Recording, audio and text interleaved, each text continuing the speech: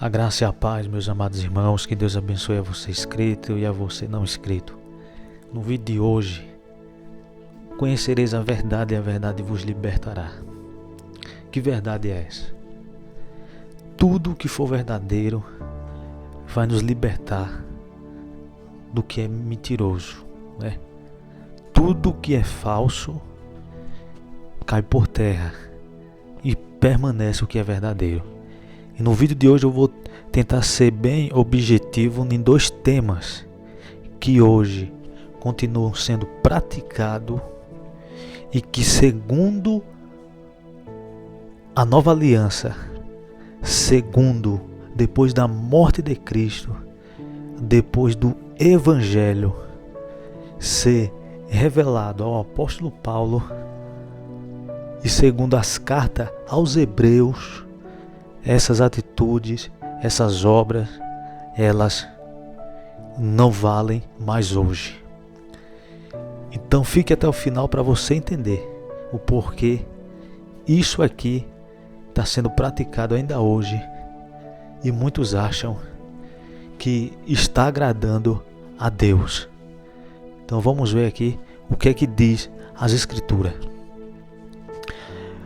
1 Coríntios capítulo 11, no versículo de número 26, versículo 26, que é por isso que praticam hoje, porque sempre que comerem deste pão e beberem deste cálice, vocês anunciam a morte do Senhor até que Ele venha.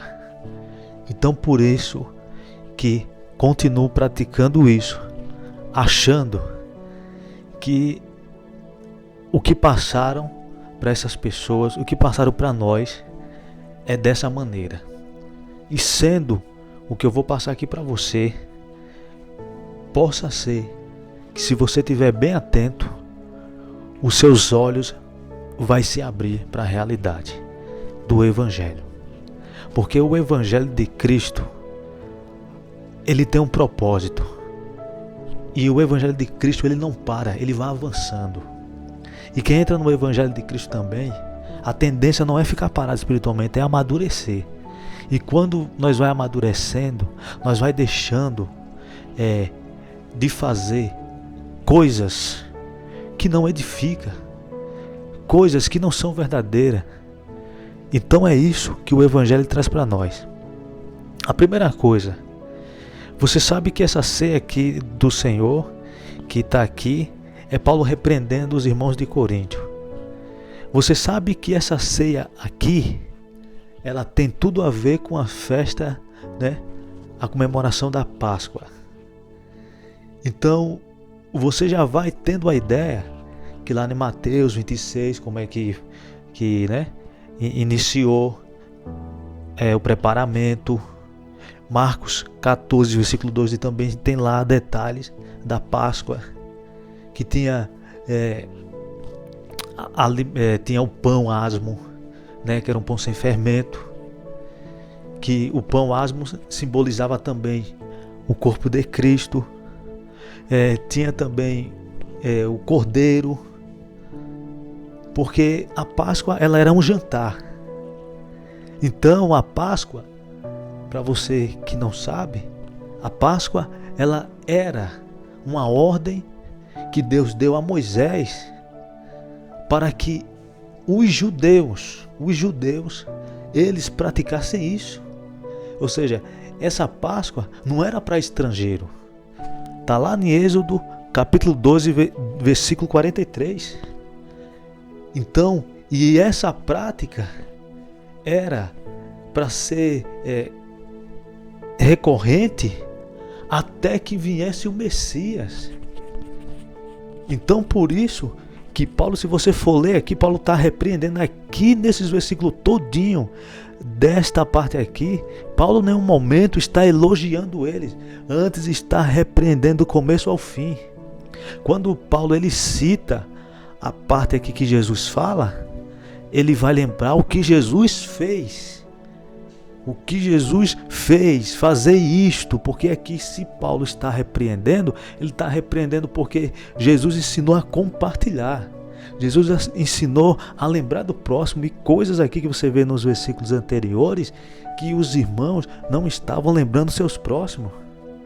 É bem provável aqui que nós vemos que eles estavam comendo, né? Cada um tinha que levar a sua ceia, mas a intenção era fazer o quê? Era fazer da forma correta. Então nós vemos que quando Paulo ele fala isso aqui, no versículo 26, porque sempre que comerem deste pão e beberem deste cálice, ou seja, continuar praticando isso, aqui já é depois da morte de Cristo, vocês anunciam a morte do Senhor até que Ele venha. Ou seja, vocês estão esperando outro Messias, vocês estão esperando outro Cristo, ou seja, aquele Cristo que já morreu, aquele Cristo que já veio, vocês não estão aceitando. Então está aqui uma das verdades. Então por isso que a Páscoa, por isso que Jesus ele foi na Páscoa, já faltando um dia para ele morrer, ele estava lá porque ele era o Cordeiro. Era ele, por isso que ele falou, este pão aqui é o meu corpo. Ele estava apontando, pegou a matéria para apontar para o sacrifício dele. Apontar. Pegou o cálice depois de jantar, depois de terem ceado. Ceia significa jantar, ou seja, olha a contradição dos dias de hoje, né?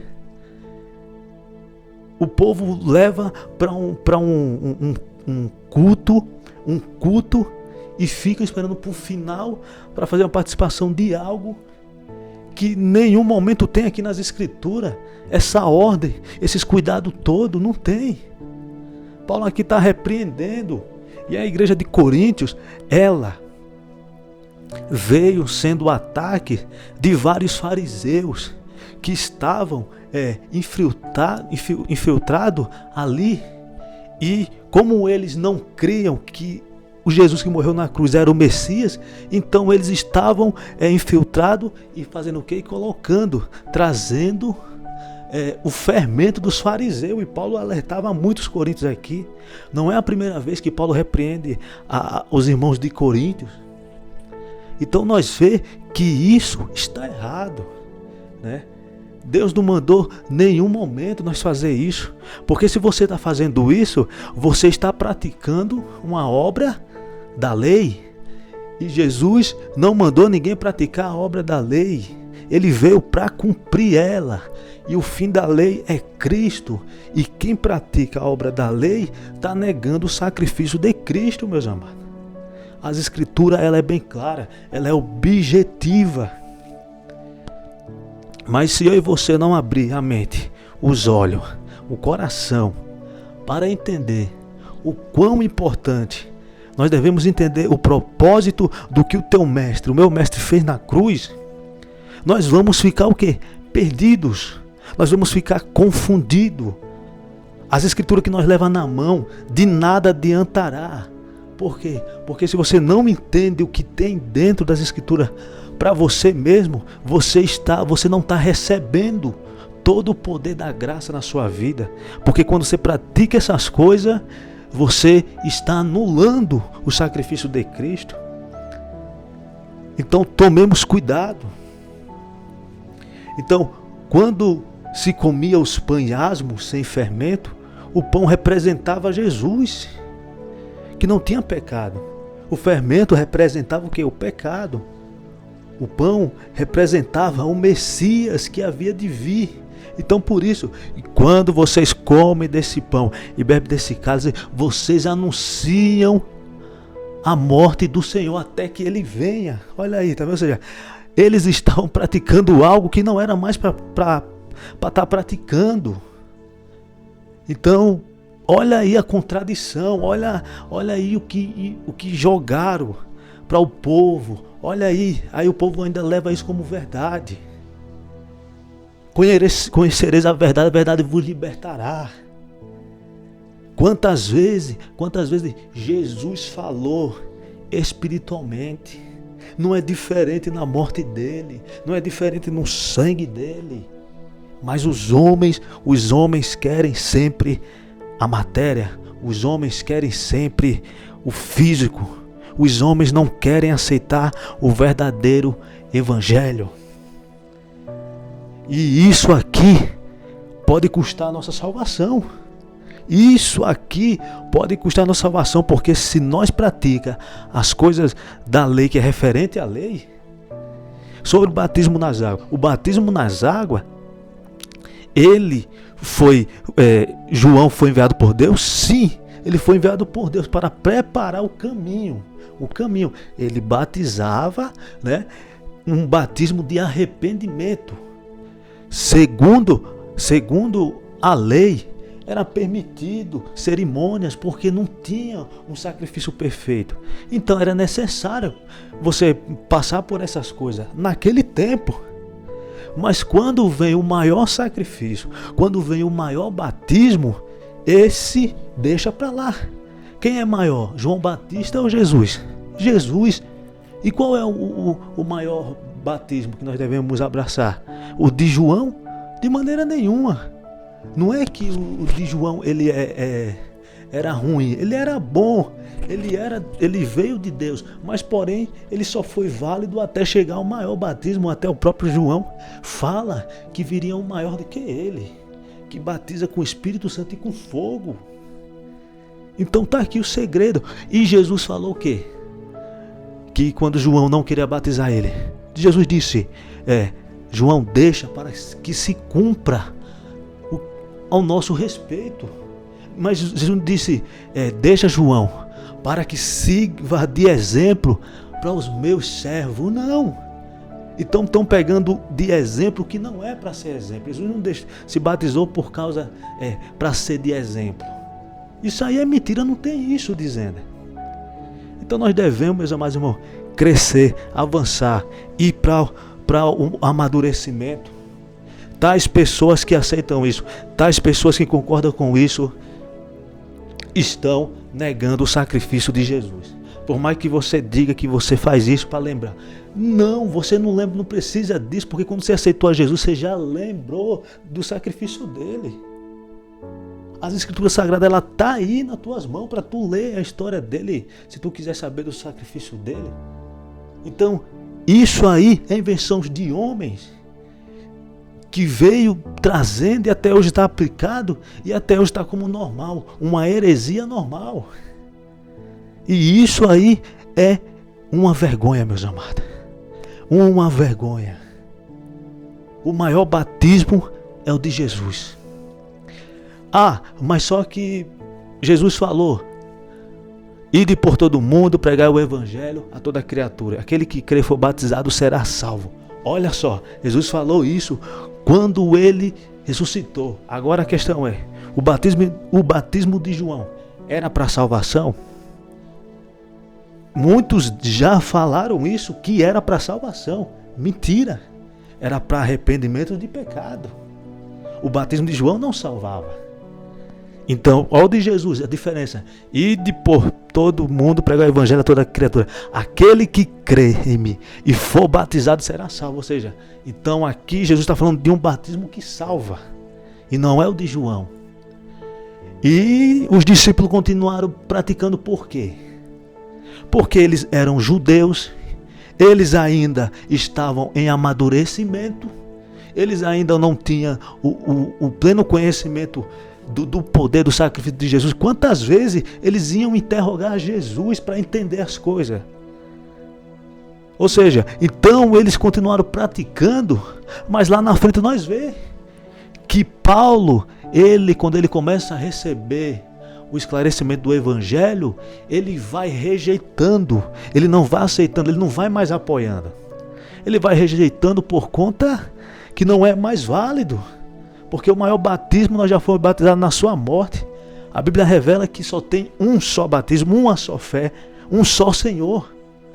Então, não é um batismo, 2 batismos, 3 batismos. Não, é um só em Cristo. Mas só que os homens, eles sempre querem multiplicar as coisas. É eu que estou falando errado? Ou não está nas Escrituras isso? Está nas Escrituras, meus amados.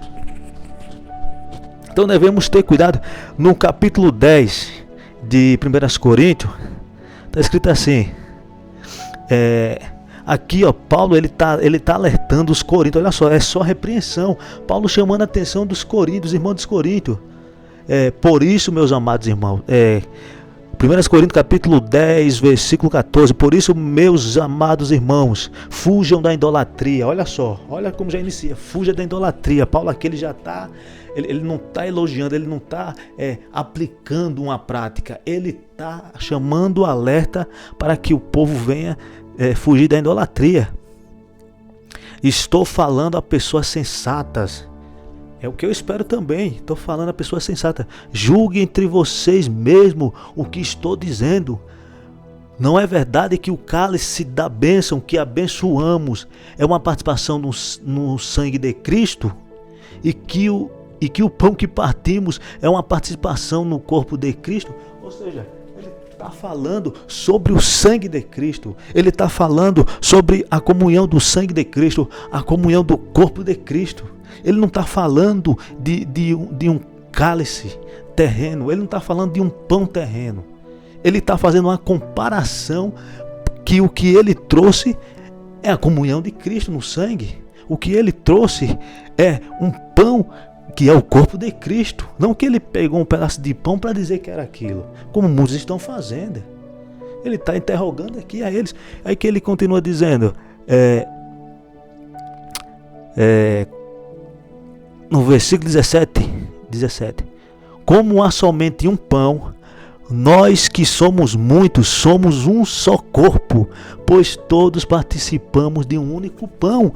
Olha só, então, aqui já está falando que nós, como há somente um pão, só há um pão, primeiro, né? Ok, nós que somos muito, somos um só corpo, pois todos participamos de um único pão, que é o que? O corpo de Cristo. Agora você imagina, nós tornamos-se um em Cristo. Jesus, ele é o cabeça e nós somos um corpo. Agora você imagina o povo partindo o pão, partindo o seu próprio corpo. Não tem sentido, meus amados irmãos. Não era isso. Não é essas matérias que o povo está inventando. O objetivo do evangelho é o espiritual. Para finalizar, para nós finalizar, isso aqui é atualizado, tá bom, meus amados? É objetivo. Para finalizar aqui no livro de Hebreus 13, isso aqui é para aqueles que acham que ainda isso é válido, né? Essas coisas ainda é válido. Hebreus 13, versículo 9. Não se deixem levar pelos diversos ensinos estranhos. É bom que o nosso coração seja fortalecido pela graça, glória a Deus, pela graça, e não por alimentos cerimoniais, que é isso, olha aí, né? Os quais não têm valor para aqueles que os comem, né? Não adianta, ou seja, isso aí acabou. Ou seja, Paulo aqui, a carta aos Hebreus, é repreendendo as práticas da lei para os irmãos que estavam praticando tais coisas. Imaginem hoje. Hoje estão praticando as mesmas coisas e aqui o escritor aos Hebreus está repreendendo para deixar isso para lá, meus amados. Olha aqui no livro de Hebreus também, no capítulo 9, no versículo 10. Eram apenas prescrições que tratavam de comida e bebida e de várias cerimônias de purificação com água. Olha aí, essas ordenanças exteriores foram impostas até o tempo da nova ordem. Ou seja, você está em que tempo? Da velha ordem ou da nova? Então, meu amado, você tem que saber o que é que você quer. Você quer a nova ordem? Então receba a graça de Cristo. Aceite o sacrifício dele. Pare com essas coisas. Avancemos para o amadurecimento. Olha aqui, amadurecimento aqui no capítulo de número 10, deixa eu ver aqui. Capítulo de número 6. Portanto, deixemos os ensinamentos elementares a respeito de Cristo e avancemos para a maturidade, sem lançar novamente o fundamento do arrependimento de atos que conduzem à morte, da fé em Deus e da instrução a respeito de batismo e da imposição de mãos e da ressurreição dos mortos e do juízo eterno. Hebreus 6 está aqui falando, ok?